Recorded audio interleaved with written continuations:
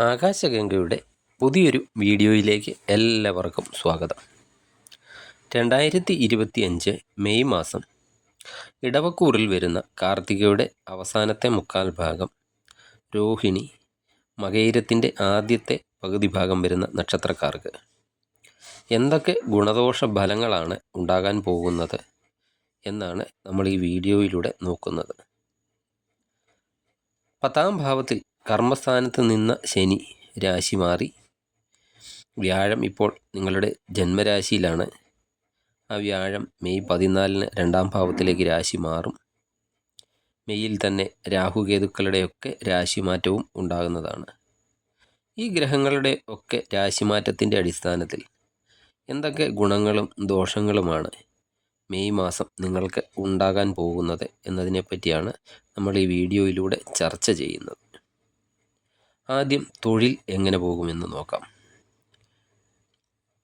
നിങ്ങളുടെ ജോലിയിലും തൊഴിലിലും ഒക്കെ നിങ്ങൾക്ക് വളരെയധികം സന്തുഷ്ടിയൊക്കെ ഉണ്ടാകുന്ന സമയമാണ്.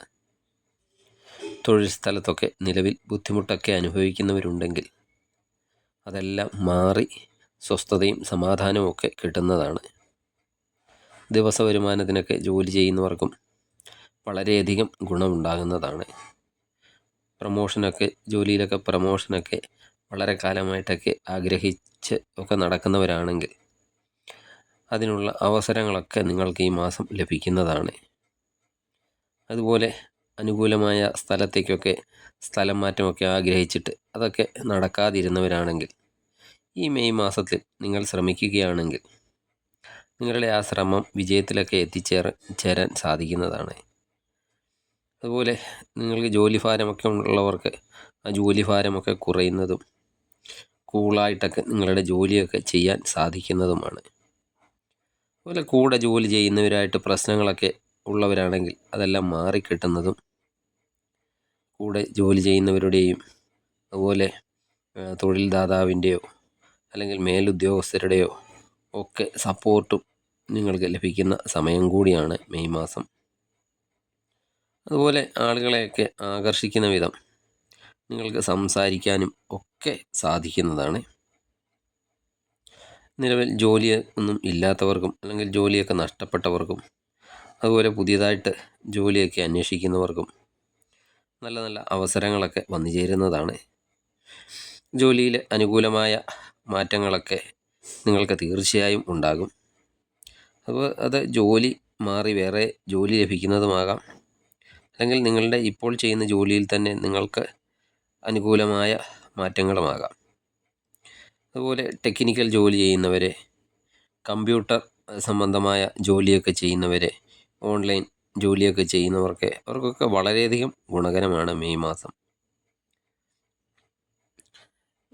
അതുപോലെ ബിസിനസ് ചെയ്യുന്നവർക്കും വളരെയധികം അനുകൂല സമയമാണ്. ഇപ്പോൾ നഷ്ടത്തിലൊക്കെ ഓടിക്കൊണ്ടിരിക്കുന്ന ബിസിനസ്സൊക്കെ ചെയ്യുന്നവരാണെങ്കിൽ ആ ബിസിനസ്സിലൊക്കെ പുരോഗതി ഉണ്ടാകുന്ന സമയമാണ്. അതുപോലെ വിജയ സാധ്യതയൊക്കെയുള്ള പുതിയ പുതിയ ഐഡിയകളൊക്കെ ബിസിനസ്സിൽ നിങ്ങൾക്ക് കൊണ്ടുവരാനും സാധിക്കുന്നതാണ്. ബിസിനസ് സംബന്ധമായിട്ട് ധാരാളം യാത്രകളൊക്കെ നടത്തേണ്ടി വരുന്നതാണ്. ബിസിനസ്സിൽ നിന്ന് സാമ്പത്തികമായ നേട്ടവും ഉണ്ടാകുന്നതാണ്. സാമ്പത്തികമായ ബുദ്ധിമുട്ടൊക്കെ അനുഭവിക്കുന്നവരാണെങ്കിൽ അവരുടെ ആ പ്രശ്നങ്ങൾക്കൊക്കെ പരിഹാരം ഈ മാസം ഉണ്ടാകുന്നതാണ്. ജോലിയിൽ നിന്ന് അർഹമായ പ്രതിഫലമൊക്കെ ലഭിക്കുന്നതും, അതുപോലെ നിങ്ങൾക്ക് എന്തെങ്കിലും ഇൻക്രിമെൻ്റൊക്കെ തടഞ്ഞു വെച്ചിട്ടൊക്കെ ഉണ്ടെങ്കിൽ ആ ഇൻക്രിമെൻറ്റുകളൊക്കെ ലഭിക്കുന്നതുമാണ്. സർക്കാരിൽ നിന്ന് ധനസഹായത്തിനൊക്കെ അർഹതയുണ്ടായിട്ടും അതൊന്നും ലഭിക്കാതെ മുടങ്ങിയൊക്കെ കിടക്കുന്നവരുണ്ടെങ്കിൽ അതൊക്കെയും ഈ സമയത്ത് നിങ്ങൾക്ക് ലഭിക്കുന്നതാണ്. മെയ് 14-ന് ആണ് വ്യാഴമാറ്റം ഉണ്ടാകുന്നത്. ആ വ്യാഴമാറ്റത്തിന് ശേഷം നിങ്ങളുടെ നല്ല സാമ്പത്തിക നേട്ടം നിങ്ങൾക്ക് ഉണ്ടാക്കാൻ സാധിക്കുന്നതാണ്. ഇനി വിദ്യാർത്ഥികൾക്ക് എങ്ങനെയുണ്ട് എന്ന് നോക്കാം. ഇത്ര നാളുമൊക്കെ പഠനത്തിൽ ഏറ്റക്കുറച്ചിലുകൾ ഒക്കെ ഉണ്ടായിട്ടുണ്ടാകും പലർക്കും. ചിലരൊക്കെ ഒരു കോഴ്സിനൊക്കെ ചേർന്നിട്ട് ഇടയ്ക്കൊക്കെ നിർത്തി വീണ്ടും പുതിയ കോഴ്സുകൾക്കൊക്കെ ചേർന്നിട്ടുണ്ടാകും. ഇടയ്ക്കിടയ്ക്ക് ബ്രേക്കുകൾ പഠനത്തിലൊക്കെ വന്നിട്ടുണ്ടാകും. ബുദ്ധിമുട്ടുകളും ഒക്കെ പഠനത്തിൽ ഉണ്ടായവർക്കൊക്കെ അതിനെല്ലാം പരിഹാരം ഈ മാസം ഉണ്ടാകുന്നതാണ്. രാഹുകേതുക്കളുടെ രാശിമാറ്റം നിങ്ങളുടെ പഠനത്തിലൊക്കെ കൂടുതൽ പുരോഗതിയൊക്കെ കൊണ്ടുവരുന്നതാണ്. അതുപോലെ പുതിയ കോഴ്സുകൾക്കൊക്കെ അഡ്മിഷനൊക്കെ എടുക്കാൻ ആഗ്രഹിക്കുന്നവരാണെങ്കിൽ മെയ് മാസം ഒരു പകുതിക്കൊക്കെ ശേഷം വളരെയധികം ഗുണകരമാണ്. കോഴ്സുകളുടെ കാര്യത്തിൽ എന്തെങ്കിലും കൺഫ്യൂഷനൊക്കെ നിലവിലുള്ളവരാണെങ്കിൽ മെയ് മാസം പകുതിക്ക് ശേഷം ആ കൺഫ്യൂഷനുകളൊക്കെ നിങ്ങൾക്ക് മാറിക്കിട്ടുന്നതാണ്. ഈ വിവാഹ ജീവിതം എങ്ങനെയുണ്ടെന്ന് നോക്കാം. വിവാഹ ജീവിതത്തിൽ നിങ്ങളുടെ പങ്കാളിക്കൊക്കെ തിരക്കുകളൊക്കെ വർദ്ധിക്കുന്ന സമയമാണ്. ജോലിയൊക്കെ ഉള്ളവരാണെങ്കിൽ അവർക്ക് ജോലി സംബന്ധമായിട്ടൊക്കെ വളരെയധികം തിരക്കുകളൊക്കെ ഉണ്ടാകുന്ന സമയമാണ്. എന്നിരുന്നാലും പരസ്പരമൊക്കെ ഒരുമിച്ചിരിക്കാനും ഒക്കെയുള്ള സമയം നിങ്ങൾ തന്നെ കണ്ടെത്തേണ്ടതാണ്.